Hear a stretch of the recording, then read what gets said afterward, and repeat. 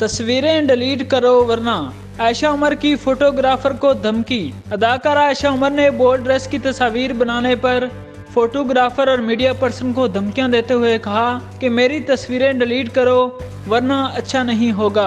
आयशा उमर अगरचे मकबूल ही नहीं बल्कि तालीम याफ्ता अदाकारा भी हैं, लेकिन तकरीबात में अक्सर उनका रवैया इंतहाई बुरा होता है। वो अक्सर अपनी ही तकरीबात में देर से पहुंचती हैं, जबकि बात बात पर नखरे भी करती हैं।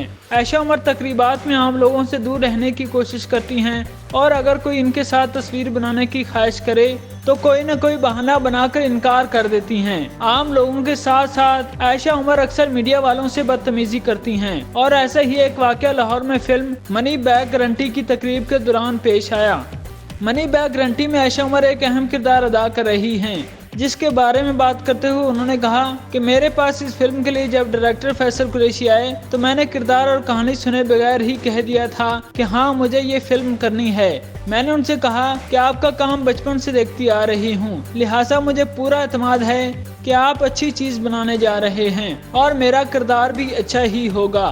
फिल्म के सेट पर हम सब हर वक्त हंसते खेलते रहते थे और कोई ऐसा वक्त नहीं होता था कि कोई वहाँ पर संजीदा होता। हम सब ने बहुत अच्छा वक्त गुजारा और एक दूसरे के साथ कैसे हंसी खेल में वक्त गुजर गया पता ही नहीं चला। इनका कहना था कि बहुत अरसे के बाद मुझे कोई ऐसी फिल्म मिली है जो मेरे टाइप की है।